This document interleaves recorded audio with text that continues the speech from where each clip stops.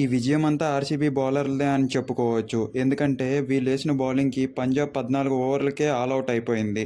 అదీ కాకోకుండా ఆర్సీబీ బ్యాట్స్‌మెన్‌లు ఆ స్కోర్‌ని ఏదైతే 101 టార్గెట్ ఇచ్చారో పంజాబ్ వాళ్ళు దాన్ని వీళ్ళు 10 ఓవర్లకే చేజ్ చేశారు. ఇంకా దీంతో ఆర్సీబీ ఫైనల్స్‌కి వెళ్ళిపోయింది. అండ్ ఆల్ ద బెస్ట్ చెప్తూ ఆర్సీబీకి అండ్ పంజాబ్‌కి కూడా ఇంకొక ఛాన్స్ ఉంది. దాన్ని ఎలాగ ఉపయోగించుకుంటారు అండ్ ఫైనల్స్‌లో ఎవరు గెలుస్తారనుకుంటున్నారో కింద కామెంట్స్ రూపంలో చెప్పి సబ్స్క్రైబ్ చేసుకోండి. అదీగాక మన కింద వీడియోలో ఫుల్ లెంత్ వీడియో ఉంది హైలైట్స్తో పాటు.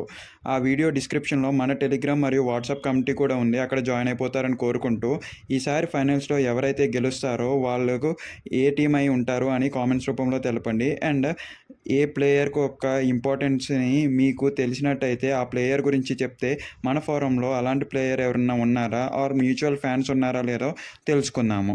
ఆర్సీబీ గురించి ఎంత చెప్పుకున్నా తక్కువే అని అయితే నిన్నటి మ్యాచ్లో తెలిసింది. అండ్ ఆల్ ద బెస్ట్ చెప్పుకుంటూ ఆర్సీబీకి కూడా ఈ వీడియోని ఇంతటితో ముగిస్తున్నాను.